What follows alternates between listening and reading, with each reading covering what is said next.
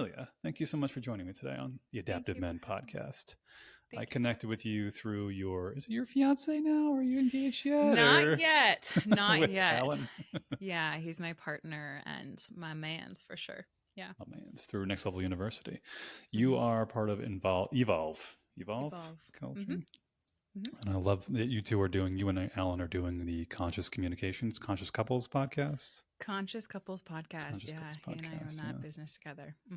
So let's do a little rewind. What is your background? What got you into this line of work that you're into now? Honestly, as a leadership coach, it is so interesting because whenever I get asked that question, it's like, what didn't I try out? The background is extremely eclectic. And I go back to the original OG story, which kind of comes down to my origin story of my family and my upbringing. I was one of 3 children. I was the middle child, and I always felt like the black sheep. And I now realize in hindsight that it was because I had a hypergrowth mindset. And as a result of that, I was the child that always wanted to learn, wanted to grow, wanted to evolve. And that was the only thing that stayed constant. So as a kid growing up, trying to figure out what my career path, it was like, I want to do everything. I just want to absorb life. Prudent student at its finest. And so what was interesting looking back then was that it was always the questions that people would come to me asking about life advice when I was like way too young to have any experience. So Emilia, how do I navigate this conversation with my boyfriend when we were like in grade school to what career choice should I have and this and that. And so I just, over time, looking back, it's so obvious because I always got put in that seat of giving advice or guidance. But it wasn't until, 10 years ago, I really started to look towards actually making it into something that was my passion. And so I went to school in business, then I went in psychology, dabbled in finance, went into biotech, went into commercial and residential real estate, just went all over the place. And then softly landed and said, screw this, I'm going to go into my own thing, do my own thing when it came to Evolve, and start off as a podcast, now heard in 200 countries and top 200 podcast and heard in 170 countries. And it is just like insane to see where I have been and how that lines up. So still a student and still learning so many different things, Mike, in terms of coaching. You and I spoke a little bit before we got in here around communication and relationship talks, and when it comes to my background in education on that has started, I want to say when Alan and I first started the Conscious Couples podcast, I was super interested in relationships and obviously wanting to help people come back to their truest self in that. So, then started to get more professional about it, if you will, and starting to learn everything I can from IFS to psychology, immunology. And I'm going to stop there because I can keep going. But long list of things. I've been a lot of different countries. And one of my favorite things about that, honestly, is that no matter where you go, people have the same struggles and they experience the same things. So, yeah. Yeah, I'm right there with you with not sure what the hell I wanted to do. I still don't know what I want to do with my life. Right? We'll still figure out eventually. But yeah, I've got a crazy story background of I did marine sciences to engineering to personal training. I'm currently a massage therapist trying to become a men's the relationship communication coach. Yeah. And a little bit of everything. Everything's fascinating. It's the problem. Everything's cool. All of it is so interesting to learn about. But yeah, tying back to what we're talking about, the communication thing, what have you noticed? I think you and Alan have worked with a number of couples so far. You said this is popular in every country. What are the common themes that just about every culture and country has in terms of miscommunication, relationship misunderstandings, common threads? Because it does seem like there's almost it's like no matter where you go in the universe, H2O is H2O. It's always going to act like water, no matter what planet you're on, what galaxy you're in. Water is water, and to the same degree that humans are humans. There's very common issues, no matter what culture. There's a book I just finished reading recently. It's called The Evolution of Desire by David Buss. He's an evolutionary psychologist. And he basically makes the point, he talks about a number of different studies that they did pretty much globally, a lot of surveys around a lot of typical problems they see in male and female attraction dynamics and behaviors. And there's a lot of thinking nowadays that the problem around, the divorce rate's super high and the relationships and modern men suck this way when modern women suck that way. It's all just a Western problem. But they basically showed like, no, these behaviors are like global, even to the most remote island in the middle of nowhere you've never heard of, as some indigenous tribe you've never even knew existed outside of a Google search. The behaviors are still somewhat similar, which means it's just a fundamental human issue. What have you noticed as far as like what problems you see in relationships? Yeah. I think about the Maori tribe that I had spent some time with in New Zealand. Have you heard of the Maori No, culture in New that Zealand? sounds Okay. badass though. So, Aboriginal, unique to New Zealand, and we had spent some time there in my research studies in New Zealand, in both the North and the South Islands, and they come to mind because I remember, they're very amazing people, amazing human beings, and you can really tell them apart because of the fact that one of the things that they're known for is having tribal tattoos on their face.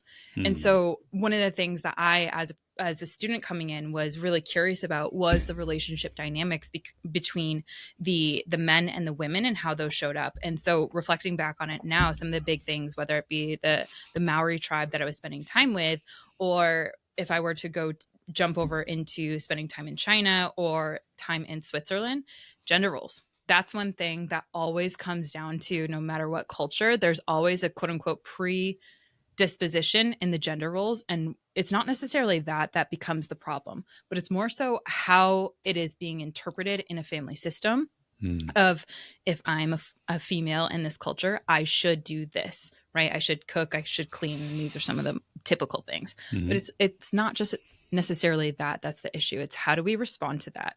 And how do we, as a relationship, how do we, the best way to describe it is have appreciation for that. How do we acknowledge that there's an exchange and reciprocity when it comes to relationship? And when I looked at the Maori tribe, what I found was really interesting that we worked with was that the females have very specific gender roles. But if you look at it in contrasting to, let's say, for example, a Western context, there's a lot more flow and give and appreciation within the culture for the roles that are upheld than some other cultures. But the through line that I see over and over again, despite the culture, is that a lot of people will feel like they're underappreciated and words of appreciation, however that's expressed in a specific culture. There's always that kind of, I don't feel like my partner is supporting me, or I don't feel as though the work that I'm doing for our household or our family or our culture is really supported to the degree that I might want. And that's the thing. It's so subjective depending on the culture. How much of that is becoming an, I guess it's a thing. Okay, this is getting a complex thought. It's a combination of individual sense of appreciation, but then also I wonder to what degree it's a culturally influenced feeling of lack of feeling appreciated, where maybe parts of the West, you might see people saying like trying to express appreciation and not feeling appreciated when they look at other people who are getting like really appreciated, but then there's also places out there where it's like next to not appreciated at all, and it becomes contextual depending on like, well, how much appreciation do you need? How much of it? When does it become excessive? Like, I just want to be appreciated versus I want to be worshipped for the ground that I walk on just because I exist. Right. And knowing where like that line, I think a lot of people have I'm suspecting a lot of men and women have this sense of certain that appreciation is just kind of either given or it's kind of innate in the way they behave towards each other without really understanding love languages or open communication, but also trying to not let yourself be overly influenced by external circumstances and sources, where it's like, maybe you're married with maybe you're like a woman married 2 or 3 kids and your husband works and you're home all day and he does what he can, but then like, like you live in a good neighborhood, everyone's kind of appreciative, similar gender dynamics, but it's all kind of like working together. And then one day you start hopping online and you see every other post like, you know what? You deserve a 7-figure guy. You deserve a 9-figure dude. Why? Like you settle for nothing less than like, well, what is it? Does he treat you well? Does it this? Does it? Like, yeah, but you're not getting enough because we feel out there we're influencing your circumstances. But yeah, I wonder. There's a weird mixture of the two, and yeah, even with the whole sense of gender role things, it's like there's a couple good books, or 2 really good books I liked. I have a million books, by the way. I'll probably recommend to everyone. It's called The Male Brain and the Female Brain, 2 separate books by a woman. It's actually a neuropsychologist, Mhm. Luann Brizendine. And she basically goes through the entire, almost like story arc of like a boy and a girl from like in utero to newborn baby to toddler years to pre-puberty, puberty, post-puberty, like dating, falling in love, getting married, like getting pregnant, mommy brain changes when the kids come along, all this stuff, and talk Amazing. about like, all these psychological, psychodynamic changes that go along the way, and how often she'll do therapy with people who just, oh, the cup matches the background. I like that. All the things they do along the way that people just are like, why is she acting like this? Why is he acting like this? Like, it's because she just hates me. He just hates me. Like, no, your psychology is expressing itself, but you're misinterpreting how it applies to the world around you. That was a I love complex that. thought, but So no, but so good. And one of the things that I want to add to that is that what is very common and that I do see cross culturally, and no matter the couple that I've seen or the individual, because there's actually two clients right now. They're both in a relationship, and they had come to Alan and I initially, and it's been really cool afterwards to now be able to individually see them on a one-to-one basis, because there's always 2 sides of every single story. And so what you just mentioned about perception, there's always someone in the middle. And that's where a lot of the work that I do with what a modality that's called internal family systems, IFS. yeah. Oh, so big. And that's been so helpful for different cultures, because no matter the culture, there's always this true sense of self within every single person. And that's one of my favorite things that I get to do. I get to walk people back to their own original sense of self before the shit of these crap of these gender roles like got on their backs and all this stuff. But on that note that you just mentioned, the perception, there's always a nuance of perception depending on what someone's going through in the context of their life, the context of their world. So like if you're having a super stressful day and your partner is having a grand old day, the way in which you interpret even how they're showing up, that is like where so many points of conflict and contention come in, because it's the perception of how you're showing up or your partner showing up in the relationship. And when it comes to communication, one of the things that most cultures are not really great at, with very few exceptions, is vulnerability and speaking about what is going through our heads, what is going through our minds. You just even labeled your thought as complex, and like even that's awesome, because of the fact that a lot of people don't even have that self-awareness to tune into their own thoughts and parse through what thoughts are going to be constructive and what thoughts are going to be deconstructive. And then you add stress on top of that, and it just becomes this heyday. So what Alan and I have actually found, which has been so, from my perspective, so cool, is that there's far more people out there that really crave deep conversations. So you've heard of Gary Chapman's work probably around the 5 love languages. Mm-hmm. Alan and I's research, as we gone in and work with different couples, we have learned that and it could be just the culture that we also attract, growth mindset humans, but there's a lot more people that crave deeper existential based questions than we inherently think about. Or dialogues, deep dialogues that you and I are having. People are craving that at a very subconscious level, but because we're not really great at vulnerability, or that hasn't been modeled, that hasn't been taught, whether it's because how daddy responded to mommy brain or how mommy responded to daddy brain, like whatever the context, that is something that I find to be super fascinating, because at least in my experience, I didn't grow up with deep conversations. I didn't grow up with existential like conversations about evolution. That's been something that I had to do in secrecy. So In secrecy. not anymore. But What are you doing in your room? Oh, I'm just playing Minecraft, I swear, and just flipping through psychology textbooks and whatnot. Oh, yeah. Facebook, totally. For sure. Yeah, the summer breaks were like me and my book. It's like, come on the boat, on the boat. I'm like, I'm just reading my psych text. It's, whoa, did you learn about that theory? Like, holy crap, how that shaped the world. But yeah, it's been really fascinating too. And there was something else that you mentioned around, dating online. Well, you didn't mention necessarily dating online, but Talked you had hours said about that. yeah, there was something around the topic of like comparison that I also wanted to comment on. How big is that right now, right? With exposure into the different social medias and wanting the 6-figure man or wanting whatever, because there's this endless reel or exposure into other people's lives. That is something that I'm finding with a lot of my youngest client is 19. My eldest client is 67. So I work with a huge range of people and teams.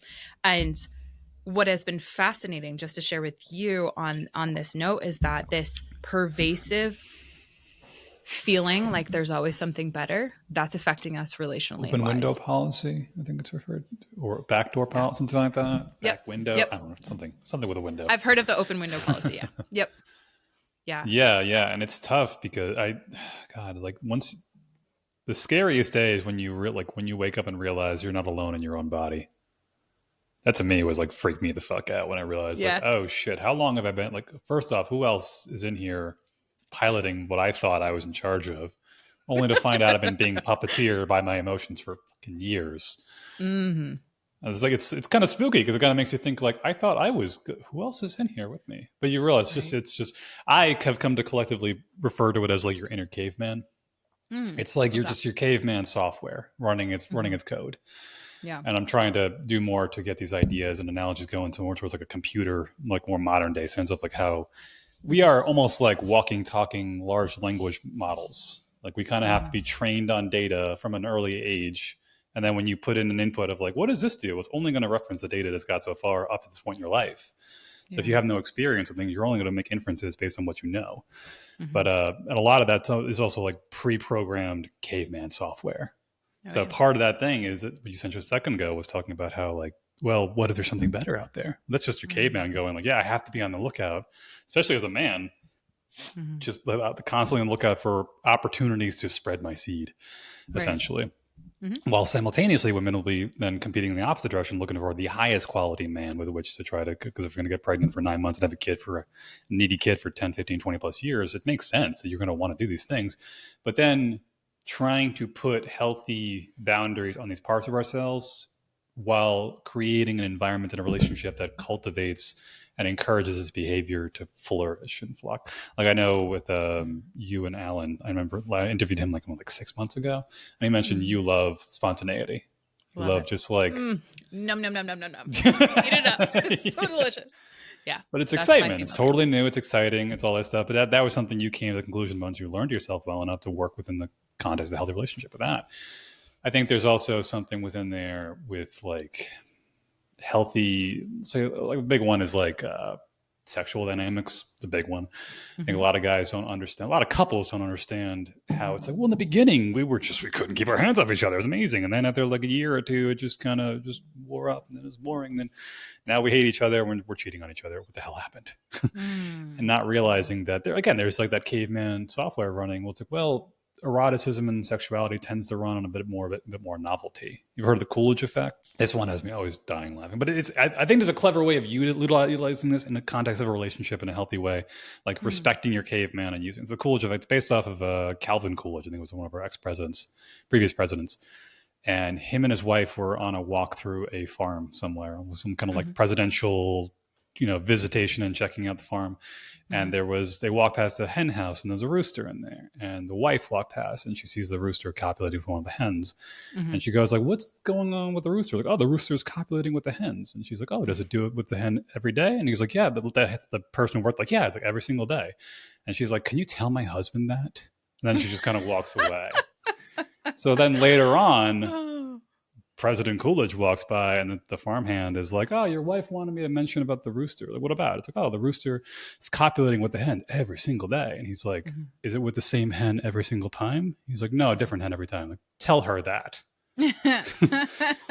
And so the idea then, I just kicked my chair down. The idea then being that there is a lot of research pointing to the idea that there is innate subconscious triggers for male sexuality around novelty, which means like, I could be in a long-term committed relationship with somebody and I'm just going to involuntarily find other women attractive from time to time. Yeah. Doesn't mean I want to cheat on her right immediately, but then at the same time, if you're with the same person and you do the exact same things every single day, all the time, there's complete monotony, that caveman is kind of going to go like, you can argue with me as much as you want, but I need some variety. Something of some form of, maybe we do a new activity together. Maybe we do role playing and fantasy stuff, whatever it may be. But working with that caveman part of your brain to utilize it to give it what you want in a healthy way within the context of a healthy relationship, rather than saying, I'm not getting variety, time to go cheat. Yes. Yeah. One of the biggest things, I am so grateful that you mentioned that, and thank you for sharing that story. That's too funny. So I grew up on a farm, fun fact. Hmm. And we had chickens, we had sheep, and we had horses. So, and I also raised a couple ducks that I found on my hikes, and rescued a couple bunnies that my dogs would grab. But anyways, that's aside the point. Just brought up some of those memories, and when it comes to some of the male clients that I've heard speak on this topic, what I find is really fascinating is that both both genders, if you will, you can see my scientist nerding out here. They really do crave that novelty, whether it's Mm. that inner caveman or that inner cave woman. And Yeah. that's something that's, again, the reduction of novelty over time, when you look at that in a relationship, that tends to be statistically more the case, more probable. A lot of couples do get into the groove and they do get set in their own ways. And that is one of the unfortunate downsides that not a lot of us actually proactively get ahead of. Hmm. So the men that I've spoken with on this topic, they kind of feel like they're boxed into that, what you just said, where if they do get in a relationship and all of a sudden they start experiencing these urges, these emotional impulses, or just like being normal, being human, there's this shame induced right next to that, which starts to do what's called the shame binder. It binds that emotion or that impulse, that urge, that experience, if you will, to shame. So you should Yeah. feel quote unquote shameful for having that experience. And I can't speak from obviously experience, but what I've heard from the male clients is that it's something, again, because vulnerability isn't necessarily encouraged as a man, especially in man being in a relationship. I've learned a lot from Alan about what it's like to be a man, even when you're Mm. so young, showing just, a shred of vulnerability, how quickly that just shut down and jumped Hmm. on and poked fun of. So from a really young age, you learn to not even express those little impulses or those little elements that do pop up, and certainly not with your partner. And so, whether it's novelty or whether it's those urges or whatnot, what I find is really sad is that couples will not have those proactive conversations around what are their needs. And a Mm. lot of the times, couples don't even know on an individual level what their needs are. So, one could argue, depending on what scientists you're talking about, humans have 5 needs to 68 different types of Hmm. needs. And a lot of the times, we're not self aware, and we're not encouraged to be self aware to be able to meet those needs and express them to your partner. And when you get in a relationship and then you stay in that relationship, you're not learning how to express to your partner how those needs need to be met. Hmm. And also that novelty component to it of how do you need to get that need met, and then in a little more nuanced way. So the spontaneous, it's not a growth that's on your elbow. I feel like I always have to say that because it's hilarious.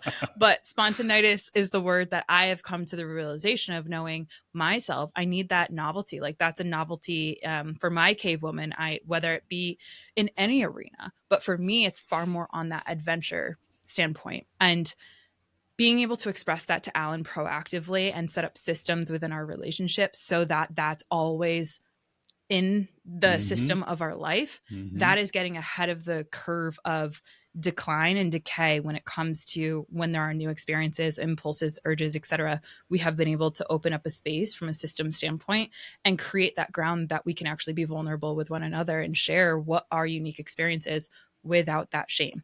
And I find that not a lot of couples are actually being able to do that. They don't know how to do that. They don't even know where to start, because immediately when that emotion pops up, there's shame right there. It's like, oh, shoot, what do I do with this? I need to suppress it, or I need to go out and do something external of the relationship Hmm.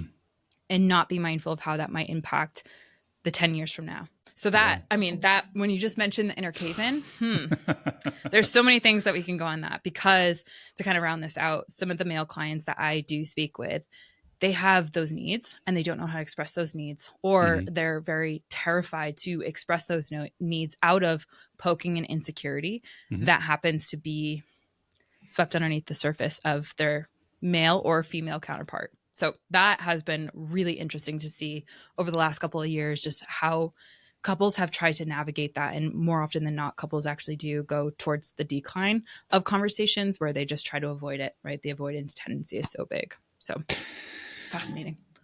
Yeah, that was a lot. That was good though. Mhm. Yeah, we're sacrificing authenticity for attachment. We're Yes. just trying to keep it. And I think within the context of relationships, I think there's so many things I can tie this back to. We can talk for hours and hours. I got to get Alan on here too and talk to him too. I love Um, that. that one thing I can tie into this is like your stress levels, whether external or internal, subconscious, whatever things that are bothering you, will dramatically affect your, what I say, like almost like your vision, your ability Oh yeah. to see things, not just visually, physically, but also projecting to the future, seeing a big picture. How does all things systems work? How do things interlock with each other? Mhm. Affects your ability to be metacognitive in a way. Mm. And I think within that a lot of people don't realize, like I've got people I've talked to, guys I've talked to, they're in some unhealthy relationships, but it's not because they're partners or bad people, bad woman, bad man, whatever it may be. Mhm. It's really more, and there's my cat jumping on the table again. Tail's probably going to flash. There it goes. Yep. Yes. Show it, girl. That it's not, what's the word? It's not, oh my God, you need to sit down. You're distracting me. Come on. I know. It's not that they're like a malicious person. And so I think if I had to throw a number to it, I wager maybe like 0.0001% of the population is just genuine evil. But like 99.99999% of people are just like misunderstood. And a lot of that quote unquote maliciousness is just a defense mechanism. It's an interpretation of an emotional state going on internally from some old childhood wound or some trauma or some behavior in the past. And here's the language model again. You're only referencing what you've ever seen. I've got guys I talk to who, okay, seriously, Kat, I love you, but you need to move. I know. They'll talk to me and they'll be like, well, I don't understand why she, like, I try to open up to her and she just shuts down. She just treats me like, she does this, she does that. I hate it when she does that. And it's like, she's not actively consciously saying, you know what, I'm just going to turn off now. Yeah. More often than not, I'll ask them, like, well, what was her relationship like with her father or her ex, partners or men in her life? Well, they never saw men cry. They never saw men be vulnerable. Oftentimes they were emotional. The men were explosively emotional, which triggered a defense response in them. So then after a while, they just condition themselves to either say, A, I've never seen it, or B, when it happens, I'm terrified of it. And those are the only two responses you get. And then when the emotion comes along and say like, hey, I'm having a hard time, the involuntary response, a lot of them is to go, whoa, no. Step back, calm back. I can't see that right now. And it's not them being cold, evil harpies trying to do because they just can't stand a man being emotional. But at the same time, they want men to be emotional, open, but they don't want them to be, but they do want them to be.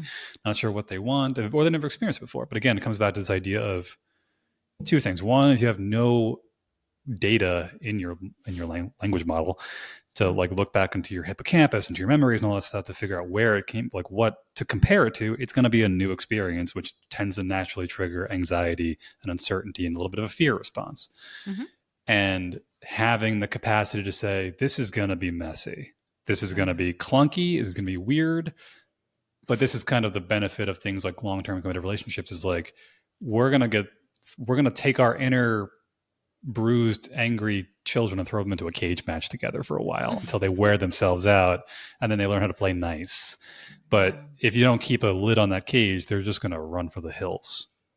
And I think what you see a lot of these people, they can't see the bigger picture of the time it takes to get acclimated to, oh, this is what it feels like when my partner's emotionally upset and it affects me in this way. And to sit here and take a breath and sit through it and reckon, oh, why does it feel like this? Oh, because she hates it. No, because you never saw it before. He never saw it before. You literally have never seen it before. I do massage therapy. I've done it for almost 10 years now. And I've had so many women come in and talk about their husbands, and like, of course, in private, just, complaining about them for an hour straight. And that's very so interesting. Oh yeah, this is a lot of where the men's coaching is coming from. Like I learned so much from them, what their problems are. But a big one I heard repeatedly was like, how is he this old and he still acts this way? Yeah. And it's to me, it's not like there's some download that just Windows update from the universe. There you go. Suddenly I'm emotionally competent. Software upgrade. Yeah, seriously. Yeah. And they don't understand, like nobody taught them. They never had the time and to build up the resilience emotionally to let their nervous system know what it's like to be around a woman who's emotional or a man who's emotional. Let themselves. They have no idea what's going on internally. They've never been taught. And naturally you're going to just gravitate towards comfort and familiarity, which a lot of these guys tends to be drinking, video games, porn, work, exercise.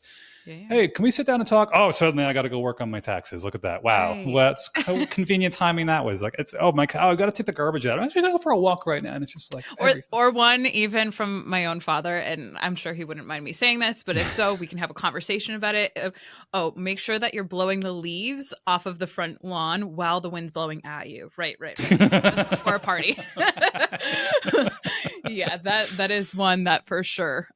It's brutal. It is brutal. And yeah. Mike, the thing is, what I said this to a male client recently, and I want to bring this up and see your experiences behind the scenes in this massage therapy setting too. It's like when the road starts to get bumpy and you're in a car, you don't just jump out of the car. But we tend to think that way in relationships, and in particular, men tend to think that way as well. And understandably, like the stories that I have heard from my male clients, it's like, not only are they not taught, but there's no one to model. And I would argue, due to associative learning, that modeling is far more important than being taught. And because of we are social learning creatures and we need someone to model it prior to being verbal, right? We see these things and we're acting out of what we're associating as good or what we're associating as bad. If we don't have anyone to model the resilience skills or what's going on inside, like we can be taught something all day till we're blue in the face. We're going to jump out of that car. And so it's actually putting on that seatbelt for our central nervous systems to learn how to regulate yourself, that when things do get bumpy, which they are going to, it's level setting those expectations that you have everything inside of you already. And this is a personal belief that I do hold.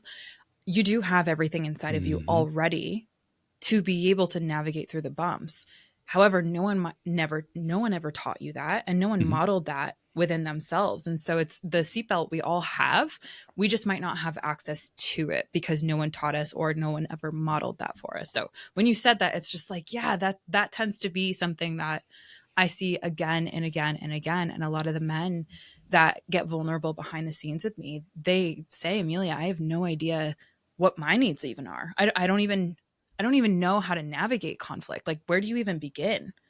Because we talk about communication, but what we're not necessarily talking about is nonverbal communication. So I'm super curious to bring it back to you and what you were saying on the massage table. Like, I'd be so curious to hear about the nonverbal communication that you hear from women about men in their relationship. First off, I can see exactly why Alan likes you.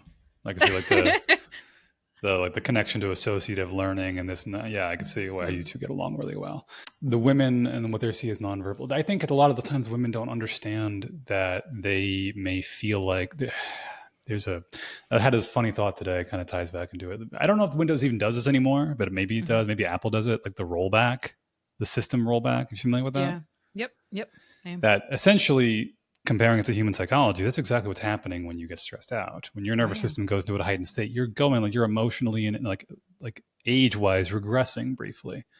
Like the blackout, psycho drunk, sees rage guy is actually just a enraged toddler in the body of a fully grown man. I had to learn that the hard way. Yeah.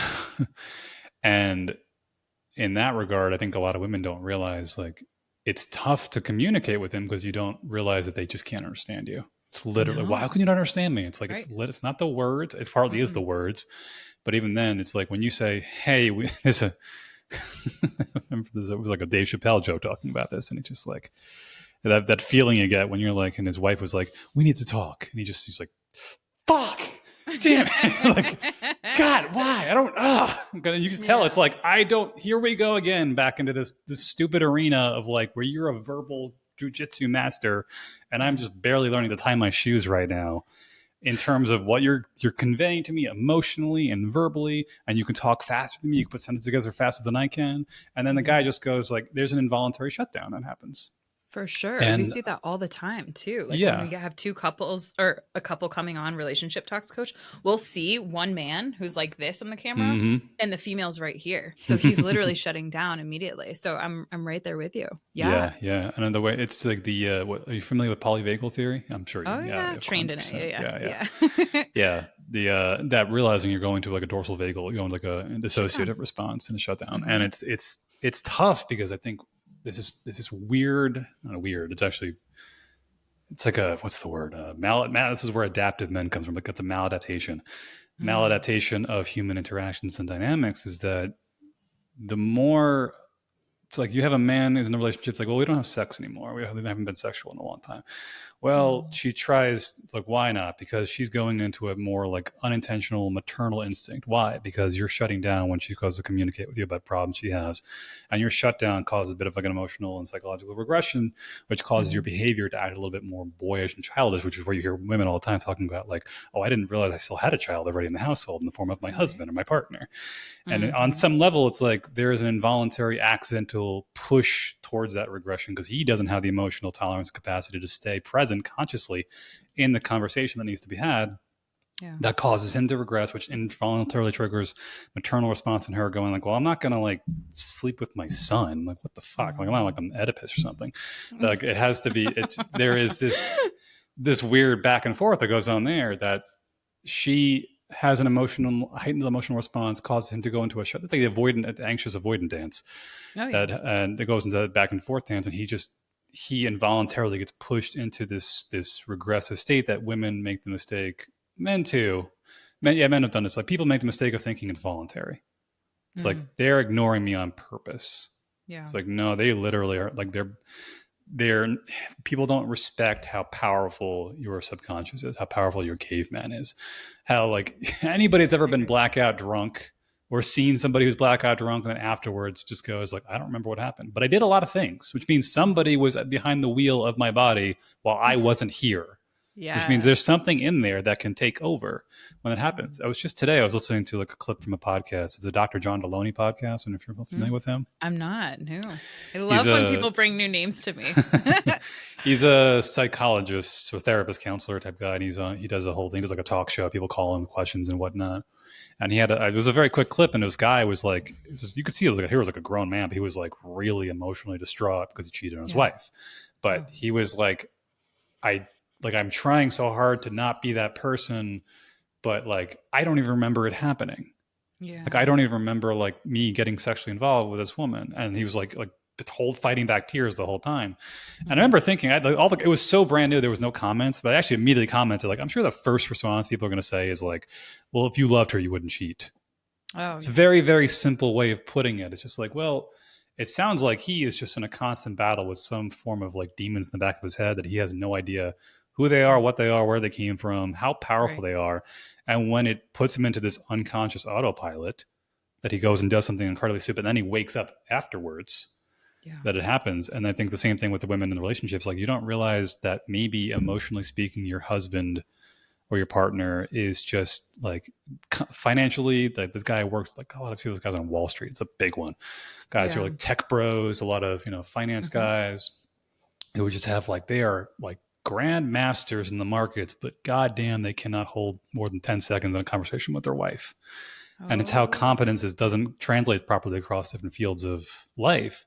And you say, like, how does he run a multi-million-dollar company with a boardroom? He yells at his executives and all that stuff. Then he comes home and he's like a 5-year-old. He's like, because you have to almost, in a way, approach him as a 5-year-old and then teach him how to be a 6-year-old, then a 7-year-old, then an 8-year-old. Then you kind of graduate him up to that higher level.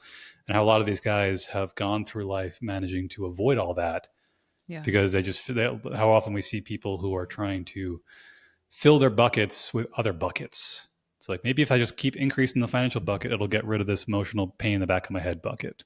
And it's like, it never does. And then it ends up blowing up the relationship, and then they end up getting divorced, and they say, well, men suck, no, women suck. Well, he took half my stuff. They didn't care about me. He never listened to it.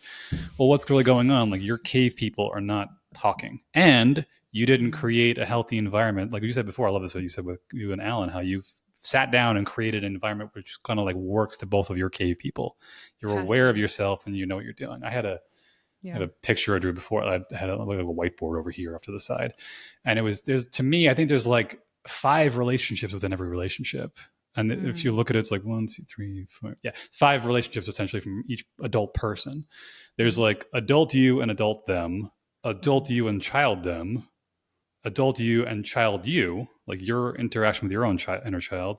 There's child you and adult them, and then there's child you and child them. I would. And it's like, what's up? I would add the sixth, which is the true self. If you're speaking from like a true self version of you, Do you think but that's not like a the lot of inner people get there. child, or is that like an integration of the both? The true self version would be I don't want to say fully healed because I'm not necessarily a believer that you fully get to that destination, but Mm. it's an integrated version of all of those unburdened parts of you Mm-hmm. and operating from that core version of yourself. And those five dynamics are so, I'm right there with you. Mm-hmm. And what I at least see from my vantage point with a lot of couples is that unconsciously they want what I'm talking about, but because of the five that you're talking about, it's so difficult and people have all these narratives of what is actually getting in the way. But the true self is that more evolved version of themselves, that core essence of who they are, while having worked through the unburdening of their inner child parts and those demons that you mentioned earlier and all of that. But keep going. Sorry, I didn't mean to Yeah, interrupt. but I'm it's very okay. curious about that. But that's exactly kind of what I think you and Alan are doing together is like you've kind of created a playpen for both your inner children to play while Heck also yeah. creating a healthy environment for both of you. So like, all right, we're going to sit down and do the conscious couples, like, okay, adult and adult are going to sit down and create this competent thing. Oh, by the way, I have a surprise for you later. Ooh, the kids are playing now. Like how to entertain and keep healthy dynamics going between each of them. Or maybe you're having a day where you just like, something terrible just happened and I'm going to have a bit of an emotional regression because like, holy shit, I need to process. He's going to stay as an adult and be like, I'm here for you. And then vice versa when Yeah. things come out. And you say like, okay, with like adult to adult, be like, oh, we're really, and there's my cat again. Or adult to adult, more, like long-term planning, bigger picture. Mm-hmm. My freaking cat. I know. Bigger picture, trying to get things. And then like child to child is like, how do we play together? How do we have fun? How do our inner kids play? Or emotional, and that's the big one I think we said, it was like the adult to child thing. I think a lot of people haven't had that nervous system training, that like exposure. Their large language models need to get that exposure to the data needed to know what it's like to have somebody say something to you that is going to trigger your ego, and to stay conscious through it, and to recognize. I had a guy I'm working with right now, and he was beating the shit out of himself when we first started talking. It was a friend from years and years ago reached out recently, and he just recently I basically made a point because he just got back in the gym now. He's working out. He's taking care of himself again. He's feeling better. He's cutting out some bad habits, replacing them with good ones. Hey. And yeah, he's doing good. He's doing good. Awesome. I'm really proud of him. And I said something like, he's like, I haven't been able to lift this weight since in 15 years. And I was like, this is great. Like, this is, you're revealing, you're brushing off the rust, and you're revealing a better version of yourself while not demonizing the version of yourself you had to create in order to keep yourself safe to get to this point. So important. And immediately I was like, no, I was just being a pansy. I'm like, oh, no. There goes the pathologization. Yes. Yeah. And I love the idea of the adaptive man, because the fact that one of the things that in my training, I remember this hit me really really different. And I want to share it with you because of what you just shared there. Is I grew up in I was that type of person that never saw my dad cry. Like, men just no emotion. Maybe 3 times if I was lucky. Right. And it's like, oh, my heart for him, for all the men in my lineage, if you will, and all the men that have been in that same experience. It is so heartbreaking. And in my training, I remember learning, specifically training about trauma. And the narrative around trauma and how we experience our adaptations. I remember hearing in that there is no maladaptive response. No. And I was like, wait a second. Clinically, I'm trained that that's actually not true, because you could say, one could argue, that going to alcohol, if you're upset or if you're stressed, that's maladaptive, because the biochemistry, it does actually have an impact on your telomeres. And right, you could argue a case for that. But when you actually look at it from the frame of that person is trying to survive in the state that they are, their adaptive response was that. And so taking the pathologization out of what it means to be human, what it means to be a man, what it means to have your tribe, I think that that's so fascinating. And that man, your client, just showcased, I think, really beautifully. And you helped him frame how important it is. The way in which we speak to ourselves helps to repeat these patterns, right? That programming, if you will, the narratives, the inner voice, to either condition our central nervous system out of safety or into safety. And what I saw you doing in that was helping him return himself back to the safety that you're cultivating with him, Mm-hmm. which is, I just think so beautiful and so important, because if he's talking to himself and thinking he's just a pansy, then what are the odds he's going to Oh yeah. continue that narrative, right? Yeah. Yeah, I'm not super duper fluent on like AI models, but generally speaking, what I understand is how they operate is when you give it an input, it's trying to run a probabilistic idea of what letter would be used after what letter, after what word, after what sequence to create a sentence. How likely is a sentence to be used based on other data we've given it so far? Yep. So if I Neural like networks. gave an AI model that I just brand spanking new, and 100 times in a row I said 1+1 = 3, and then once I gave it like 1+1 actually equals 2, and I put the input, it's like, ask it what 1+1 is. It's going to go, well, 99% of the time it was 3, so I'm going to have to go with the highest probability stats here and say it's 3. But that's exactly what happens with your own subconscious and your own behaviors. Is if 100 times a day you're telling yourself you suck, but once a day you're telling yourself you're awesome, the default is going to be you suck. That's the biggest amount of data you Yep. pump into the system. So it's a matter of like retraining yourself to have your own subconscious thoughts and patterns just naturally, instinctively be positive by doing words of affirmation or meditation or things like whatever it may be, or changing the narrative when you hear when a thought pops into your head of what you're experiencing, what you're feeling. Yeah. And also a big one, the tough part about men not opening up is, this is what I try to like talk to people about, is use this as like a pull-in tool, is the idea of mirror neurons. The idea that one of the best ways to change your internal narrative is to see it expressed in somebody else's face and realize it doesn't match what you think. Yeah. So what we do with guys sometimes, it's a good one, is they're like, okay, write down like a list of all the thoughts and feelings you have about you. What are the I suck, I'm terrible, I'm crap, I'm shit, I deserve to live, I basically just kill, whatever it may be. And then cool, Yeah. once it's done with the list, cool, now say it to me. And they're Yeah. just like, what the fuck? I would know. I would never know. Like, so I want you to physically feel like what it says, what you feel, to say it to another human being that you do respect. Yeah. I would, I can't, and they either can't do it or they get through it and they feel like shit. Like, then why are you talking to yourself like that? Yeah. And very often it's a matter of like, I feel like I suck. Do you think I suck? No. Oh, well, shit. Now we have a disagreement. I have to figure out which of these two options do I want to actually lean into.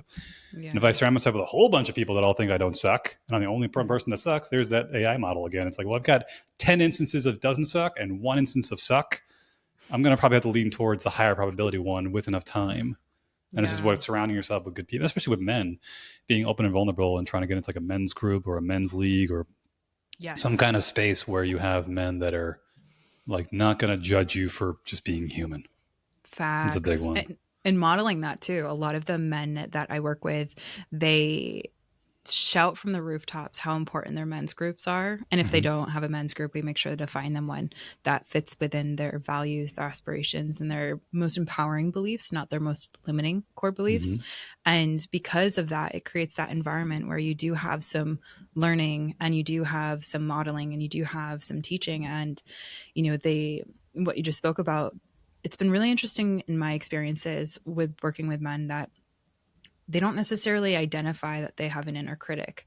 Like when I get behind the scenes, and I'm curious if you have this with your clients too, it's like, it's not like, oh yeah, that was my inner critic that was saying that stuff. And that's where that parts language can be really helpful, I found, for anyone. But like you are not necessarily thinking of it as one-minded thought instead, because we do have, anywhere, and the research is still evolving around this, but what we do know, or at least what I can quote unquote cite, is that, depending on where your neural networks and how active they are, to use that analogy, can be between that 12,000 and 90,000. So it can be expansive depending on if you're neurotypical or neurodivergent.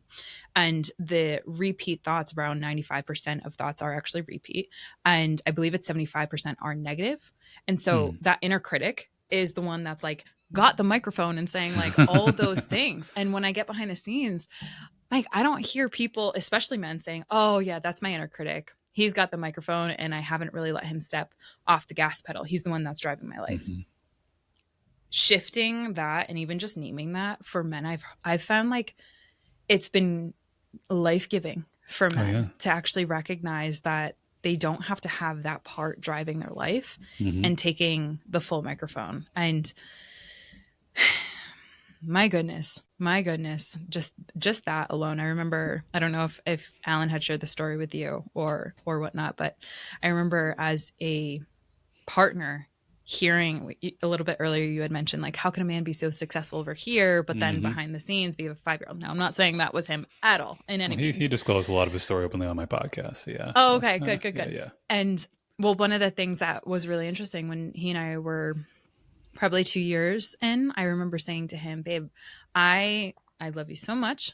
And one of the things that I want to share with you is that I deeply believe that you're leaving a lot of impact on the table by not considering therapy. And it wasn't that like there's something wrong with you, your inner critic is talking like crap, like none of that, which I also find that a lot of women don't know necessarily how to share openly and vulnerably that there's nothing wrong with you, because a lot of people have this preconception of getting help is that means inherently you're flawed or something's wrong with you. But getting help and getting support, right, like getting someone in your corner, that is so strong of anyone to do, whether it be because you want to put them on your board of directors or your personal counsel or whatever, right? Like, but I remember saying that to him and he's like, that forever changed my life, because I didn't realize the value of getting support, and I didn't realize the value of being able to shift. And now he's learning about shame, and it's just really, really cool. So yeah, those thoughts, they can be so pervasive, they can be so unconscious, and they can always stay in that unconscious unless and until you actually do that work, which I think is the most important work in the world.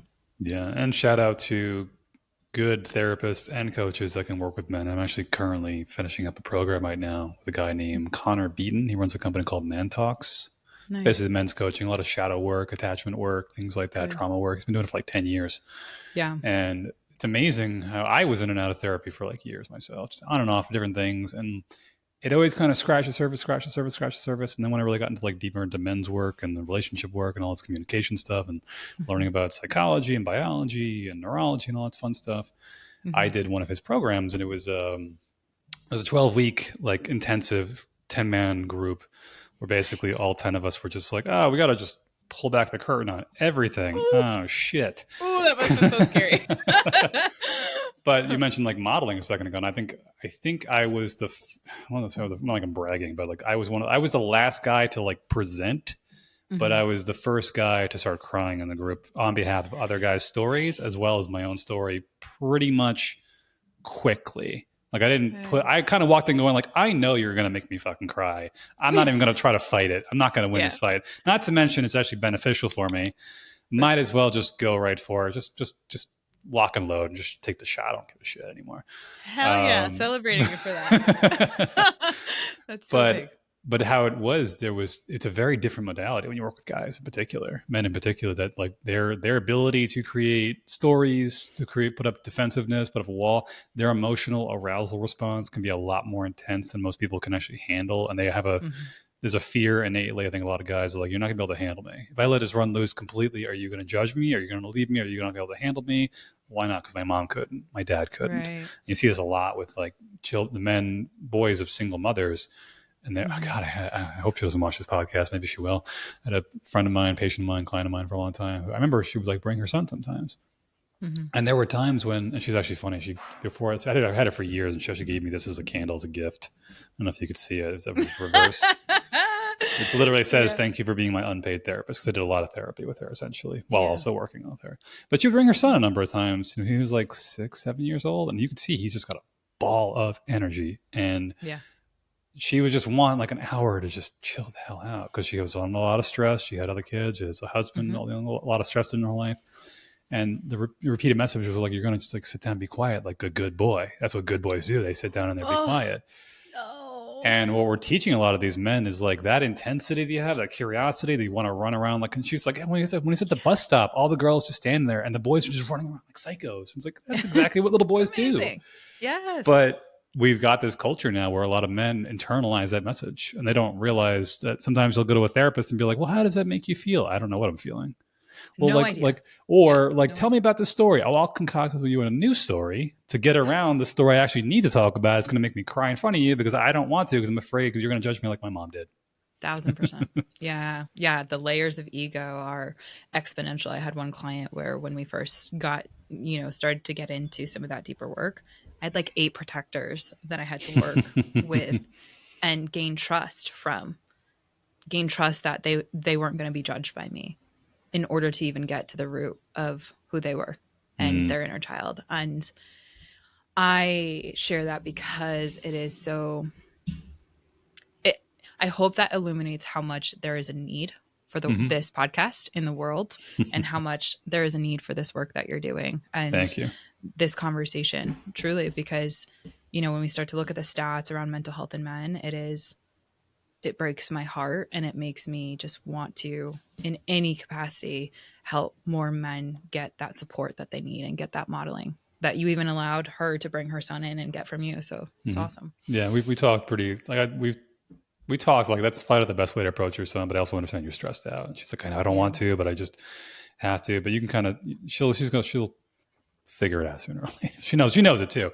It's just a matter of her trying to survive herself. And then there's a whole big thing within family systems, and the importance of a male role model and having a bigger community around you, people that are helping out, because she, like a lot of her family and whatnot, and people's family.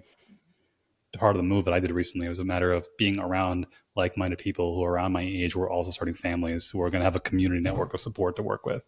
That's awesome. But it is now the hour. I know you have to run to a client soon. I don't want to hold you much longer, but this is awesome. This is podcast one of probably many conversations we're going to have. Looking forward fantastic. To it. Where can we find your content? You can find our content on the interwebs, wherever you want to type it in, evolveventurestech.com. And then on Instagram, I'm Evolve with Emilia, and you can find all my socials there. But Michael, thank you so much. Mike, thank you so much for having me. Appreciate and this. Us, all my parts that got to come out in this podcast. So thank you. Thank you for the work that you're doing. And I'm looking forward to more conversations. Awesome. Cool. I'll talk to you soon.